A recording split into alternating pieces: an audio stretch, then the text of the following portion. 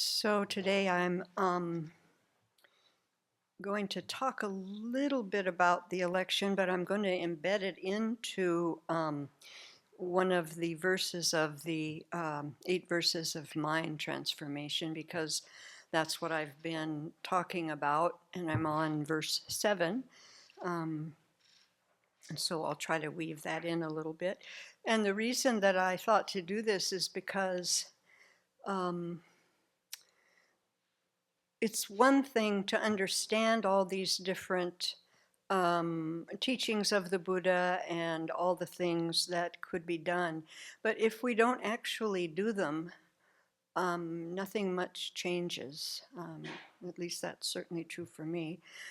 So I actually have been working on my mind around the election, and I applied this verse. And so I just wanted to talk about that a little bit. Whether, pardon? Oh. So whether we're disappointed with the election results or irritated with neighbors or reacting to a type of service that we get at a business, if we're on the Bodhisattva path, it is an opportunity to work with our afflicted minds, always. And I don't know about you, but I could be doing that most all the time, lots, because my mind gets afflicted many times in the day. And of course, with the bodhicitta motivation, we have the wish to attain enlightenment for the benefit of all sentient beings, all. Not just the ones we like, not the ones that haven't bothered us, but all. And we, really leave no one out of our wish to reach full enlightenment. And so to use a remedy for the difficulty that I had with the election seemed to be a perfect thing to do. I will say that the last time that I was disappointed in an election result was when Trump won the last time. And when I compare how I reacted this time to last, I have made some progress. I'm so happy. I didn't let my mind define what actually was going to happen. I did that the first time, and I was so disappointed. My mind was kind of in a mess for a while. But this time it was like, don't know, yeah. And boy, did I not know.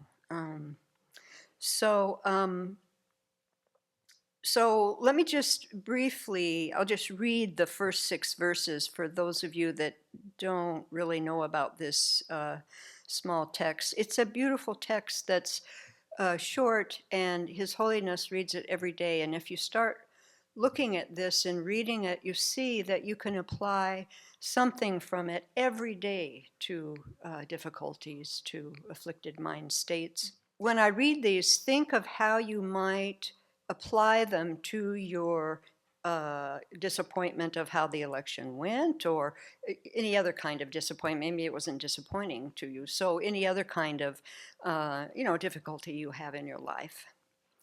With the thought of attaining awakening for the welfare of all beings who are more precious than a wish-fulfilling jewel, I will constantly practice holding them dear.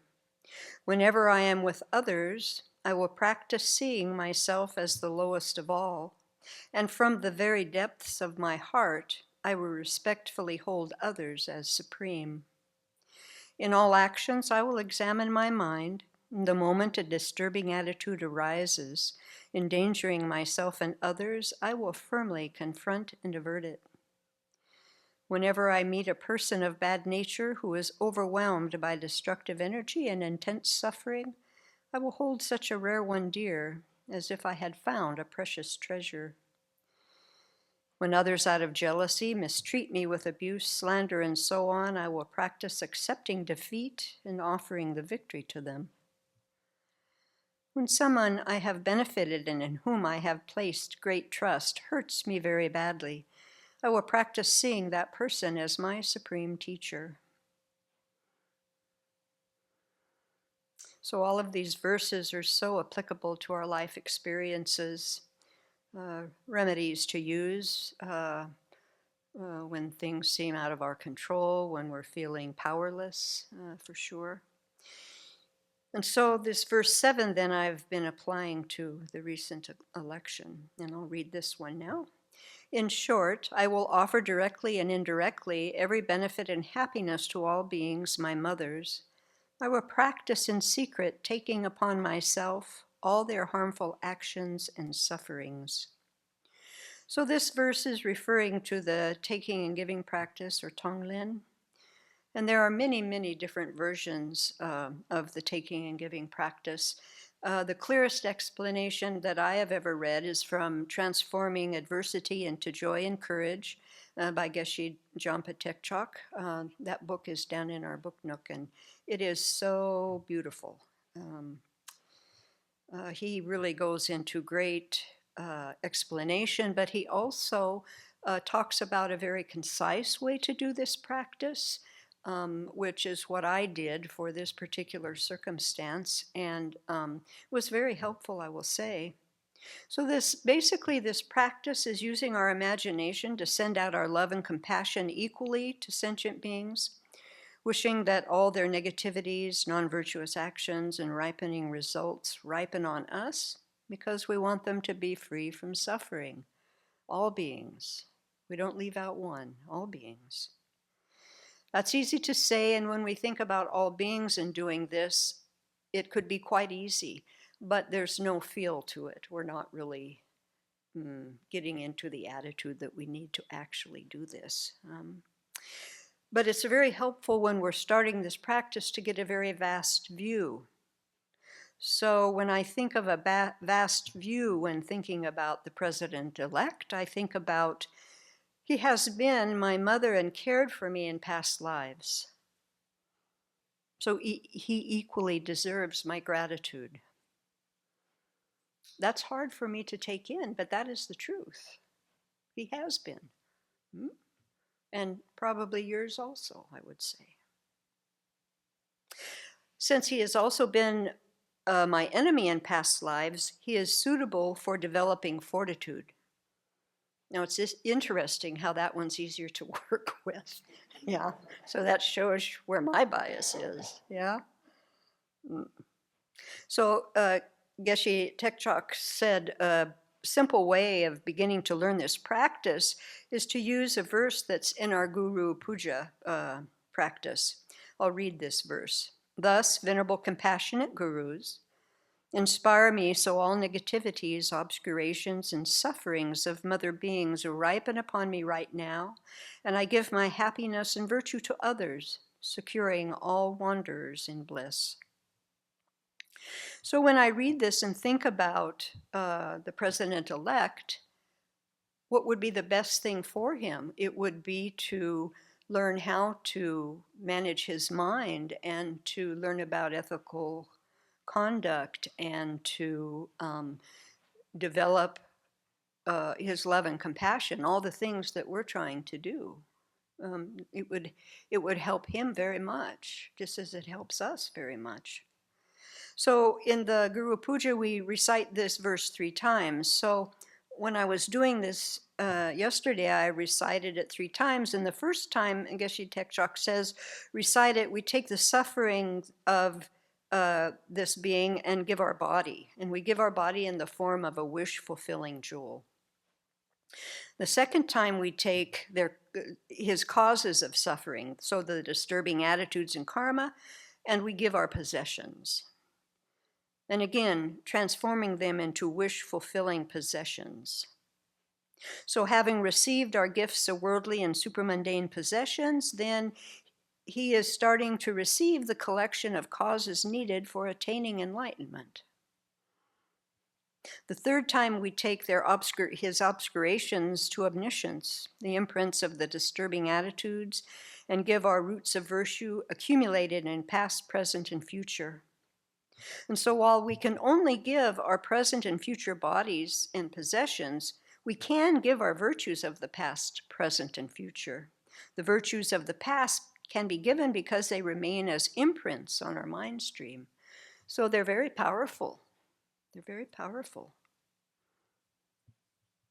And by giving our virtue sentient, then he could start receiving again the causes and conditions needing to attain enlightenment.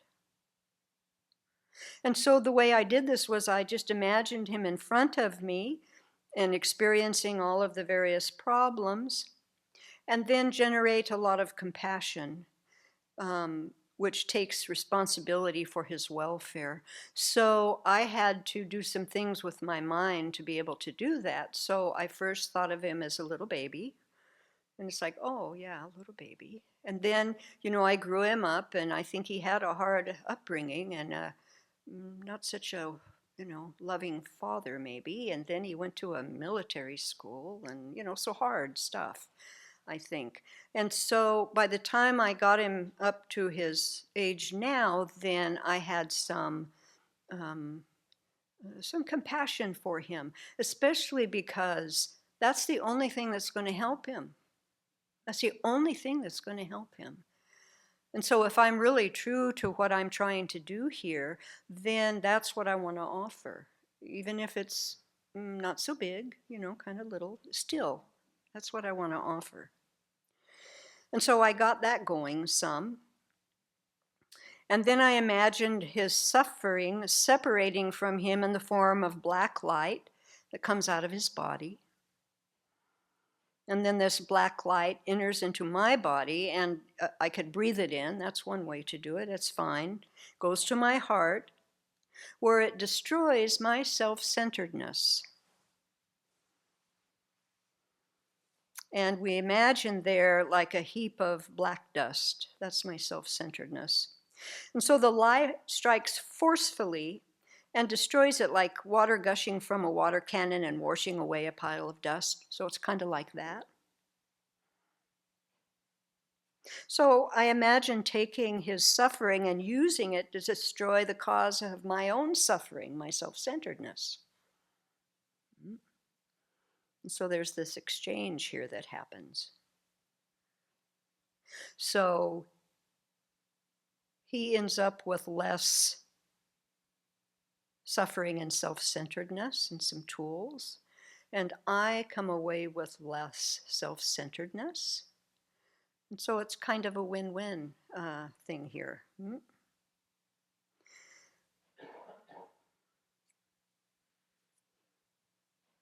And, by doing this action, then it reminds me that he can change. And I can change. None of this is fixed and solid, just like Venerable has been teaching. We hold on to something, and there it is, and it's solid there, and he's never going to change, and it's going to be a mess, it's going to be terrible. And I do not know that. I do not know that. So the interesting thing is, after I did this, I looked on the internet to find his victory speech, because I hadn't seen anything of, and I listened to it, and it was very interesting. I listened to it with a much more balanced mind. I didn't have that inappropriate attention that wants to criticize and see all the wrong stuff. He was actually kind of reasonable and thanking people and thanking his family for supporting him, etc. So I didn't listen to the whole thing, so maybe it got funky at the end, but at the beginning anyhow, there was some difference, and that's not the important part. The important part was that I was seeing it differently. He wasn't the enemy anymore. It was a suffering being just like me. And that's very powerful. That's important. And so no matter what we come up with in this beautiful path, we can always find a remedy that is going to help us turn our mind so that we can find some reasonableness, a way to think about something, a way to continue on this path, and to stay connected with all living beings as best we can, moment to moment. And so let's practice that.